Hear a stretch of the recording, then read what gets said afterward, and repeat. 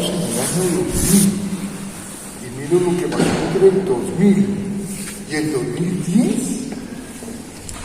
los colegios privados mejoraron un poco, no tanto, un poco, mientras que los colegios rurales cayeron. La distancia que había entre los privados y los rurales en el 2000 se duplicó en el 2009. Eso se conoce como las brechas. Se duplicaron las brechas. Si yo miro desde el año 2009 hasta el año 2018, las brechas volvieron a duplicarse. Y si yo miro en los años 2020-2021, 1 de cada 3 estudiantes en el 2021 no tuvo educación. 1 de cada 3, el 33%. Pero en los estratos altos, sí la gran mayoría tuvo buena educación. Yo, por ejemplo, que no trabajo con los estratos más altos, porque ustedes saben, nosotros tenemos una institución muy independiente, con otro currículo, con otros principios, y eso no le gusta al estrato 5 y 6, porque es demasiado libre como institución.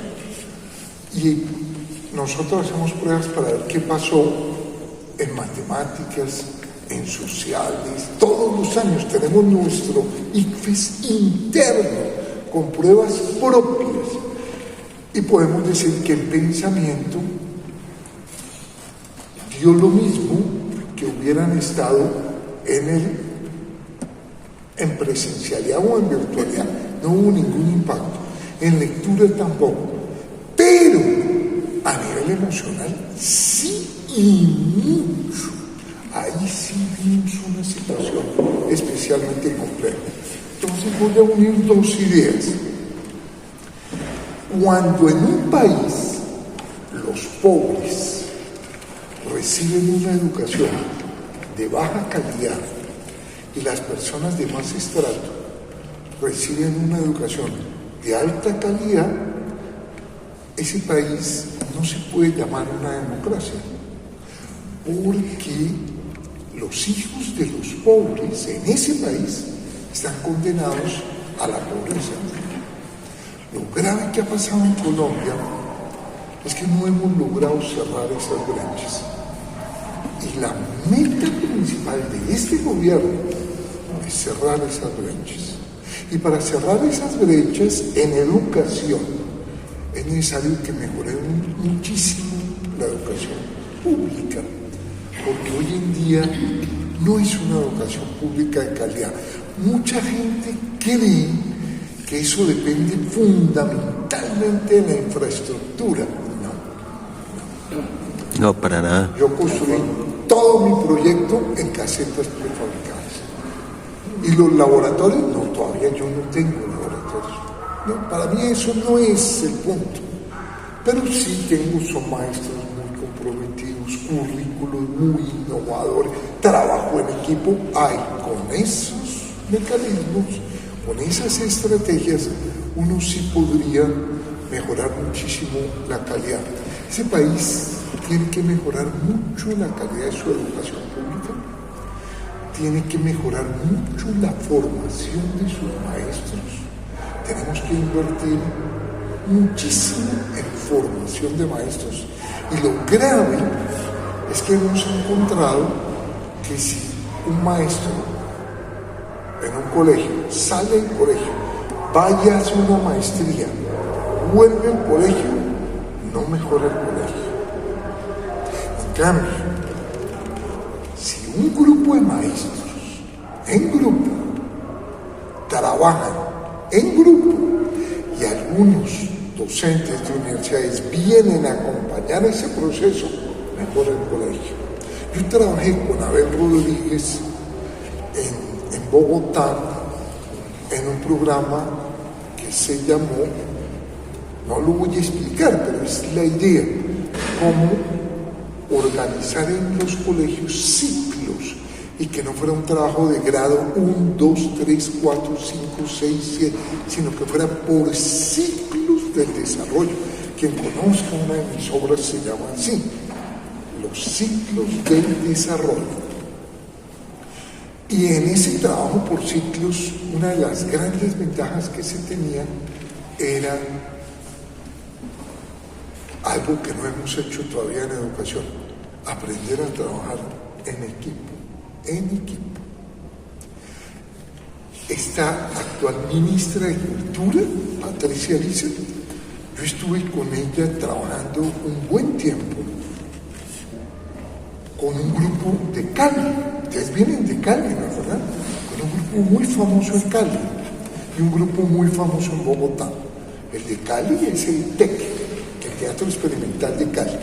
El de Bogotá es el Teatro La Candelaria. Ella es la directora y es cofundadora. Ahora es nuestra nueva ministra, la nueva ministra de Cultura. Y ella me decía: Julián, yo lo invito a usted porque todos los demás son actores y actrices. Es posible que eso que hacemos en el teatro, que es original de Colombia, que es un aporte de Colombia a la humanidad, lo construyó en Cali Enrique Buenaventura, el director del TEC, que se llama Creación Colectiva. Y es un grupo que se reúne e investiga. Ese grupo, hay un director, pero el director, digamos, tiene un papel distinto. El director orienta, apoya, pero la creación es colectiva. Entonces ella me decía: mi ilusión, y ahora como ministra lo va a volver a hacer, es que eso que se hizo en el teatro se pueda hacer en la educación. Yo le decía: mira, Patricia, ¿por qué todavía no se puede? En el teatro se reúnen varias personas, investigan, improvisan, juegan y lo hacen de manera colectiva, de ahí el nombre. Y va emergiendo el currículum, en realidad, la obra. En educación hacemos algo distintísimo.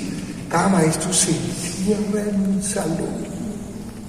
Imagínate, yo le decía a Patricia que los espectadores de una obra de teatro no vieran toda la obra, sino vieran pedacitos de la obra. Vieran un actor y después otro actor. Así funciona la educación. En educación, los maestros nos encerramos y hacemos nuestro trabajo. Mientras eso funcione así, nunca va a cambiar la educación en Colombia. Nunca. Mientras no aprendamos a trabajar en equipo. Y trabajar en equipo implica que si vamos a decidir si un niño aprueba o no aprueba, eso no lo debe decidir un profe, ni la profe, que es la coordinadora del curso, sino tiene que ser un grupo de profes. Si vamos a decidir qué trabajar, eso no lo debe decidir un profe, sino un equipo de profes. ¿Cómo? Como en teatro, investigando, discutiendo, jugando, improvisando y emergiendo el trabajo. Entonces, en educación, sinceramente, vamos mal. En general, los niños no aprenden a leer. La mitad de los niños del grado 9 en Colombia no pueden decir cuál es la idea de un párrafo. No pueden decir cuál es el tema del párrafo. En argumentación vamos mal. Solo 2 de cada 100 argumentan bien.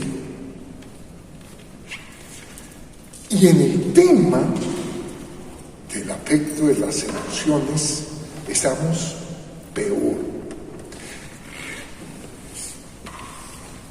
Por ejemplo, en las últimas pruebas mundiales, que así como hay de lectura, también hay de lo que se llaman competencias ciudadanas.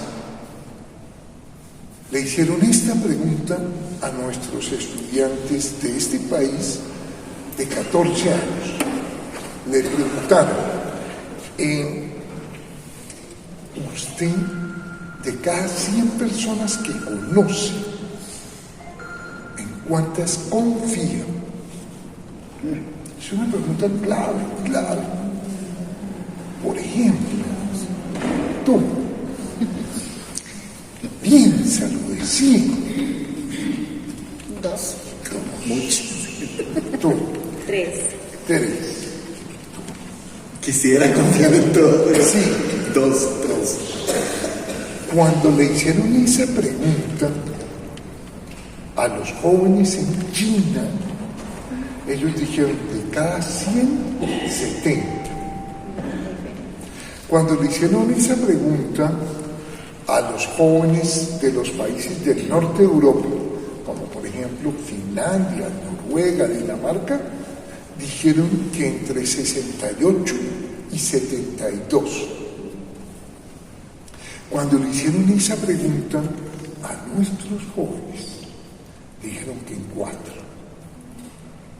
Un país donde la gente no confía en nosotros, como Colombia, no tiene futuro, no tiene ninguna posibilidad de salir adelante, ninguna, porque si yo estoy en un colegio y no confío en mis compañeros, si estoy en un barrio y no confío en mis vecinos, si estoy en un trabajo y no confío en los colegas, en los compañeros, pues no podemos trabajar en equipo. En Colombia, y esto es producto de la guerra, se rompió el tejido social. No hay tejido, no es así el tejido, sino que cada uno trabaja solo. Cuando yo era joven, le escuché una frase a un profesor de la Nacional en un auditorio gigantesco en la Nacional. Yo estudié en una universidad pública, que es la Universidad Nacional. El auditorio se llama León de Grey, y en una conferencia el expositor, que es un matemático, era un matemático Takeuchi, japonés, él decía, vea, un matemático colombiano, uno, trabaja mejor que un matemático japonés. Y todos nos sonreímos porque nos parece que no, que tal vez son mejores allá. Y él decía, no, pero un segundo, uno, porque 3 matemáticos colombianos al lado de 3 matemáticos japoneses ya no tenemos nada que hacer, no sabemos trabajar en equipo. Y yo podría complementar 5 matemáticos colombianos, terminamos o en rumba o en pelea. Somos para la rumba y para la pelea, pero no para el trabajo en equipo.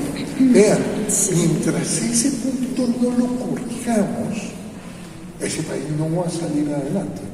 Mientras no construyamos más tejido social, no va a salir adelante. Por eso este país, si no resuelve el problema de la guerra, no tiene futuro. Porque es lógico que uno en una guerra no confíe en el otro, es lógico.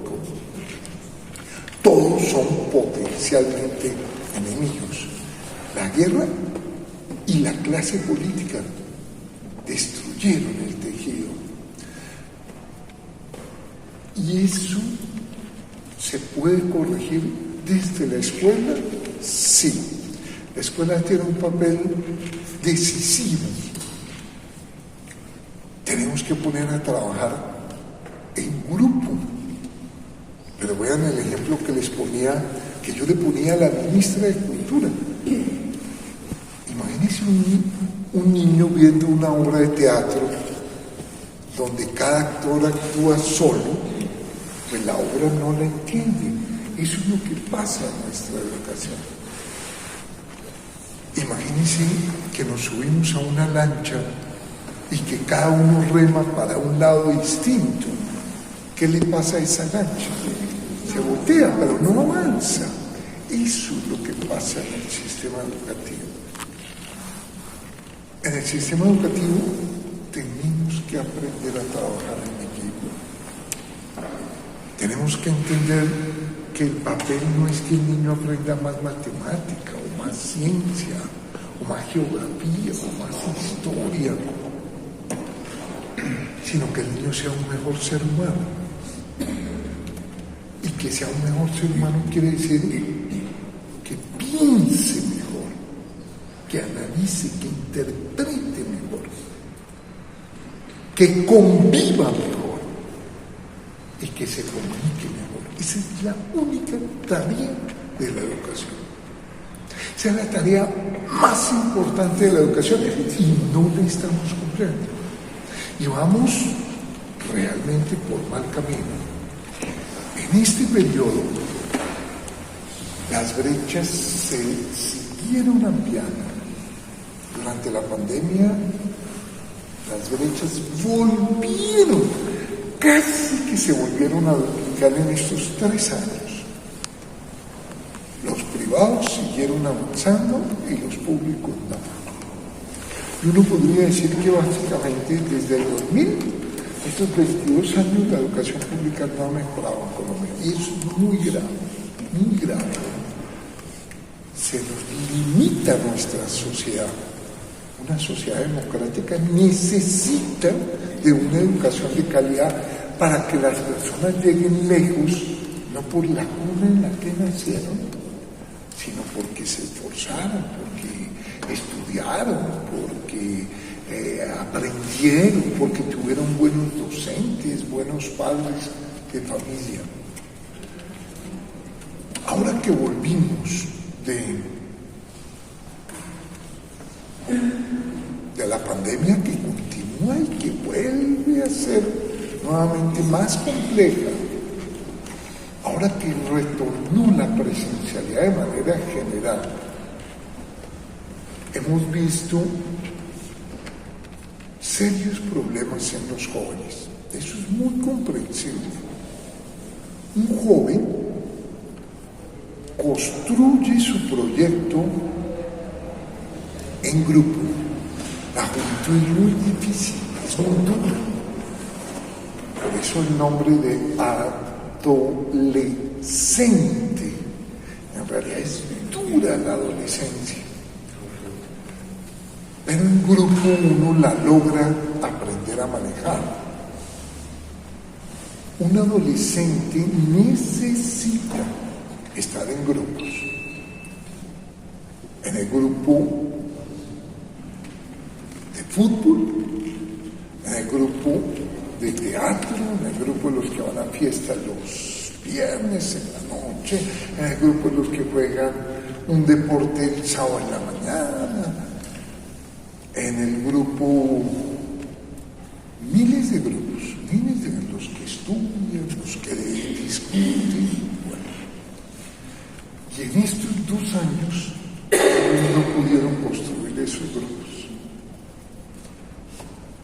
Los que más sufrieron en este periodo son los preadolescentes, que no pudieron crear sus grupos, que no pudieron construir sus amistades, sus primeros noviazgos, no lo pudieron hacer. Por el contrario, ellos que no estuvieron en la escuela, permanecieron en los hogares. Los hogares colombianos son muy autoritarios, como el gobierno, muy autoritario, golpean a sus hijos. No es un buen ambiente el de la mayoría de hogares.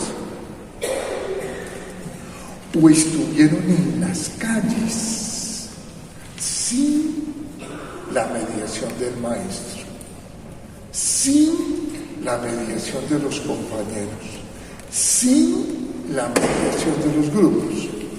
Esos muchachos han retornado a los colegios con más problema emocional, con más problema en la socialización, con dificultades en la socialización.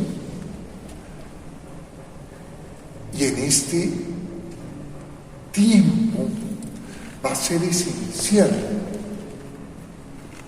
darle más peso a esas emociones, a esos procesos de socialización, que a los aspectos de tipo académico.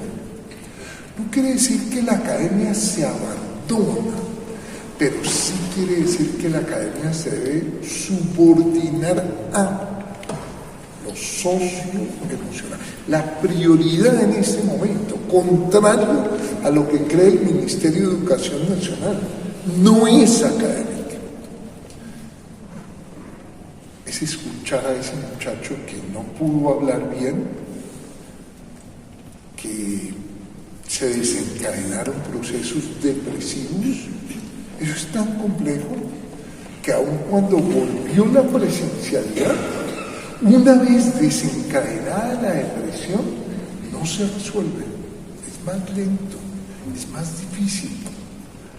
Requiere entender que el papel de un maestro no es transmitir informaciones, como decía un gran maestro colombiano, don Agustín Nieto Caballero, no es instruir, sino es formar antes que instruir. Pero eso lo decía hace un siglo don Agustín Nieto.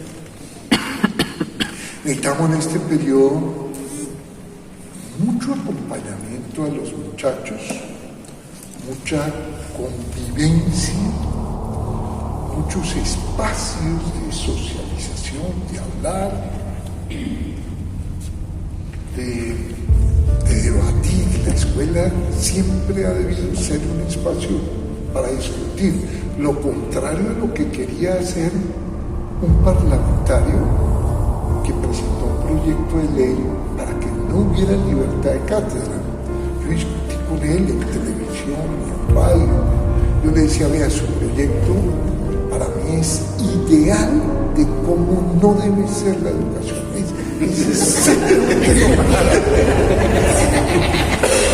Yo lo he fotocopiado y les digo a los maestros, no le hagan caso a este parlamentario, Edward Rodríguez. Él quería prohibir que hubiera libertad de cátedra. Y la escuela debe ser exactamente lo contrario.